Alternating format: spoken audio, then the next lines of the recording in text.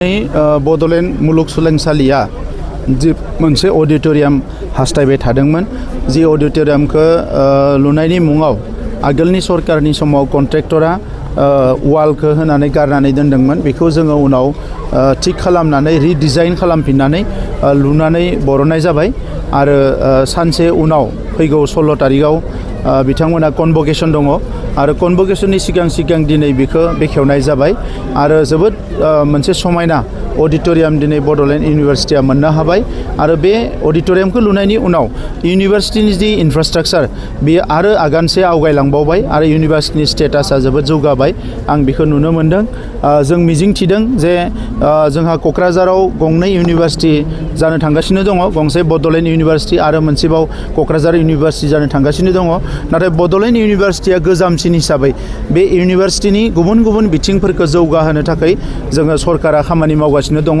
बिनि एकाडेमिक्स बिनि इनफ्रास्ट्राक्चार गासैखौबो जौगाहोनो थाखाय खामानि मावगासिनो दङ आरो बे हिसाबै थांनाय बोसोरनै बोसोरथामाव जिखिनि नांगौ गोबां माने बेवहाय इउनिटफोरखौ मेडिकेल इउनिटनिफ्राय लानानै युथ अफिस लानानै गोबां जिनिसफोरखौ बेवहाय लुनानै होनाय जादों आरो फैबाय थानाय समाव बे इउनिभारसिटिखौ जाहाथे मुलुगनां थाखोआव लांनो हायो बेनि थाखाय मोनसे गिदिर मास्टार प्लेन बानायनो थाखाय भाइस चेन्सेलर आहूजा बिथाङा सानगासिनो दङ खमसे खम 100 करोड़नि माखासे बेवहाय जिखिनि इनफ्रास्ट्राक्चार नांगौ बिनि मोनसे डिजाइन खालामगासिनो दङ आरो बेखिनिखौबो लुफुंनानै बड'ल इउनिभारसिटिया जाहाथे सारा वर्ल्डनिनो स्टुडेन्टफोरनि मोनसे डेस्टिनेसन जानो हायो आरो बेवहाय जिखिनि टिचिं लार्निं प्रसेस रिसार्च बे गासैबो जाहाथे मोजां एफेक्टिभ जायो बिनि थाखाय जोङो खामानि मावगासिनो दं।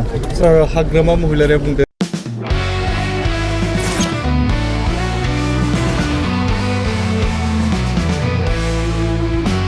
नोंथांनि जिउआव जायखिजाया खामानियावनो हेंथा नुजाथिदों नामा? गोब्राब नाजासेयावबो जिउआव जाफुंसारनायखौ मोननो हायाखै नामा? जुदि नोंथाङा बेफोर बायदि जेंनाफोरजों मोगा-मोगि जानांदोंब्ला बे खेबनिफ्राय जिंगासिनांगौ गैलिया। मुलुग दरबाराव तन्त्र मन्त्रनि थाखाय बयनिख्रुइबो मुंदांखासिन थावनियानो जादों मायां।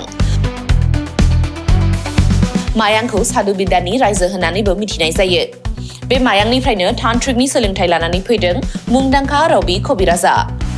बिथांनिफ्राय नोंथाङा नोंथांनि जिउनि गासिबो रोखोमनि जेंना जेंसिफोरखौ सुस्रांनानै लानो हागोन।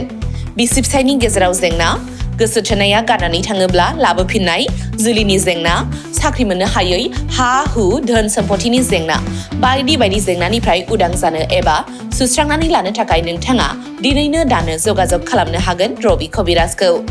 रबि कबिराजखौ जगाजग खालामनो थाखाय मबाइल नाम्बार 7099193841 एबा 7086047381 आव कल खालामनो हागोन।